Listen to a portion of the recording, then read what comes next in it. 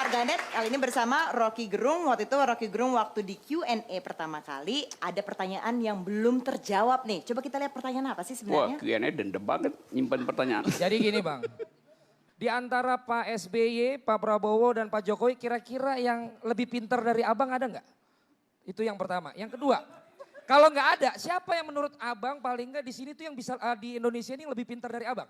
Karena kalau sampai tidak ada, ini seperti saya. Saya ini jadi komentator, laganya lebih pintar dari pemain bolanya. Saya bisa komentarin orang. Kalau itu gampang sekali, jawabnya gampang sekali itu. Tadi Siapa Bang yang lebih pintar sebenarnya menurut Bang Rocky? nah ini akibatnya kalau pertanyaan itu ditunda sampai hari ini. Karena berubah jawabannya? Berubah pasti, karena pada waktu itu belum ada anak STM. Kalau sekarang yang paling pintar lah anak STM. STM itu jadi koagulan. Nah, tahu nggak istilah koagulan? Tahu bahasa kita Bang? Gini bahasa ya. kita. Ini kalau ini berserakan kayak minyak berserakan, nanti ada zat ditaruh di situ, dia ngumpul ini, dia narik zat yang lain itu. Namanya koagulan itu. Membuat jadi agulasi itu. Nah, STM ini adalah koagulan. Ditulis supaya gampang dia. Marah nih. Jadi STM ini jadi koagulan dari seluruh kecerdasan oposisi itu. Jadi kalau ditanya siapa yang paling cerdas di antara mereka itu, ya anak STM.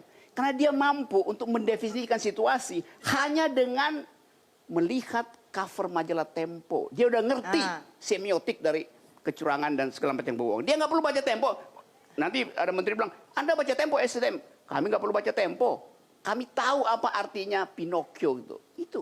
Jadi itu kecerdasan publik ada di situ tuh. Oke, Sultan, kamu fakultas apa? Bukan Fisip, teknik. fisip. Oh, fisip. Oke. Sebelum Berarti kamu politik. belum terlalu pintar karena kamu bukan anak teknik. Oh, saya pernah belajar, saya pernah jadi mahasiswa fakultas teknik, jadi saya ngerti soal-soal gitu. Saya juga fisip, jadi saya kayaknya nggak setara gitu loh pikirannya. Silakan. Gini, Sultan. sebetulnya saya pengen bertanya begini. Bang, abang khawatir nggak kalau resonansi dungu? Tunggu, kata resonansi itu, lu tulis resonansi itu. Nah, ini yang pengen saya tanyakan. Masih dendam. Kata-kata dungu ini, apakah resonansinya itu tidak penghakiman, Bang? Ada ego intelektual. Jadi saya coba membela Bang Ruhut ini dari tadi dihakimi terus kan kira-kira begitu. Oke, jadi Anda berupaya untuk membela dia sambil menjadi devil's advocate saya, advocatus diaboli. Tahu artinya? Advocatus diaboli. Itu bahasa hukum Ruhut itu.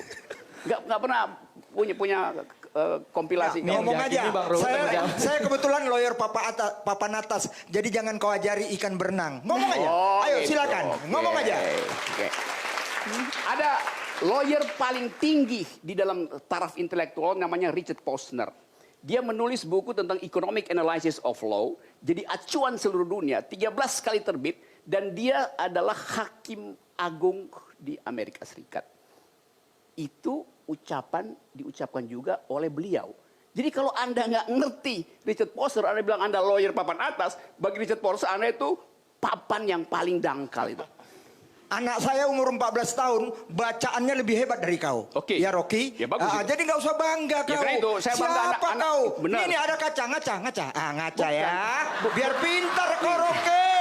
Kau nggak pernah ngaca, jadi ngomong sembarangan saja. Ya, ini caranya. Makasih Rocky. Ini Ini kan tadi bukan soal pribadi.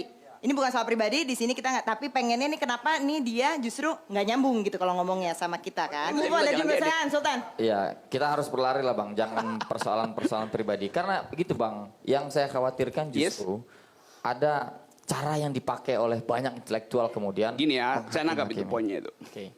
Di Prancis diajarkan tentang reasoning, logical fallacies dari umur SMP. Sehingga dia bisa berbantah-bantahan dengan anggota MPR ini. Bukan serang-serangan pribadi, bukan serang-serangan pribadi ya Bang. Bukan serang pribadi. Jadi sistem pendidikan kita mau menghindari ketajaman argumentasi. Seolah-olah menganggap kalau tajam argumentasi itu tidak sopan. Sekarang saya terangkan. Sopan santun itu adalah bahasa tubuh. Pikiran tidak merupakan sopan santun. Pikiran yang disopan santunkan dalam politik itu artinya kemunafikan.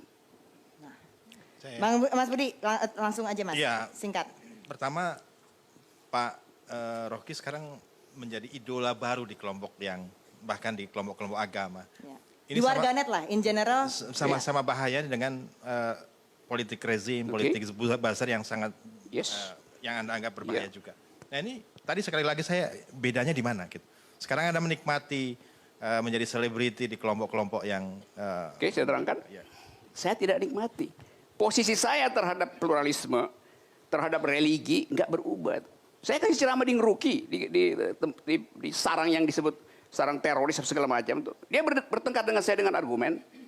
Bahkan teman-teman Anda semua yang liberal itu yang sekarang bertengkar dengan sentimen. Jadi framing itu memperlihatkan bahwa kita sebetulnya menginginkan segregasi itu terjadi karena agama. Enggak, saya ingin pisahkan bukan orang suci dan orang kafir. Saya ingin pisahkan orang dungu dan orang yang berpikir. Oke, kalau gitu sekarang pertanyaan terakhir sebelum epilog nih. Bang Rocky nih kalau saya lihat di tweetnya itu masih juga nyebut bong. Kan udah lewat kita pemilu, udah selesai. Oke, udah lewat. Pemilunya udah lewat. Bahkan presiden udah bilang jangan sebut lagi kampret segala macam cebong. Tapi faktanya masih ada. Bong itu adalah sinonim dari kedunguan. Sinonim dari kedunguan. Iya. Catat itu. Bukan Ya, cebong. itu kan definisi yang Rocky definisikan sendiri kan? Itu definisi yang Anda definisikan sendiri. Saya kan? definisikan itu dan akan dicatat kemudian akan masuk di dalam kamus Indonesia berikut. Kenapa? Ada soal apa? Oke. Kita dengarkan epilog Kang Maman yang kali ini akan dibacakan oleh Ari Kirana. Oke, Ari.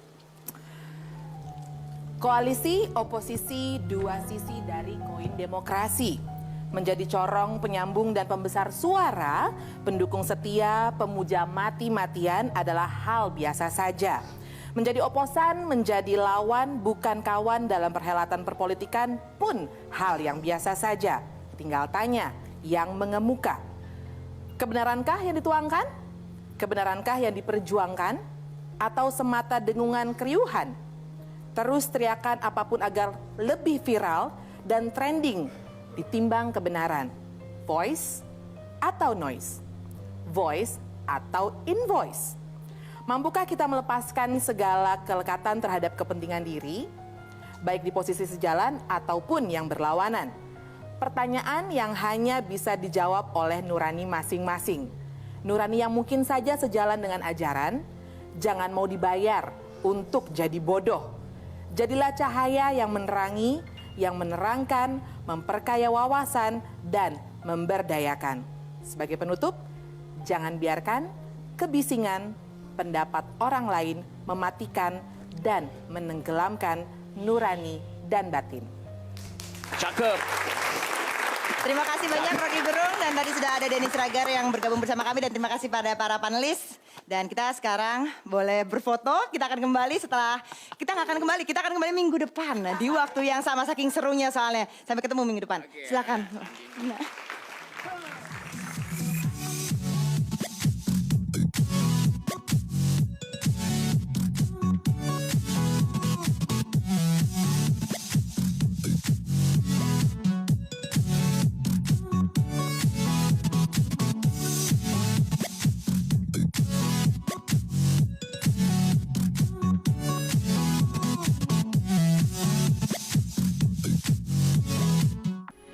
Metro TV, knowledge to elevate.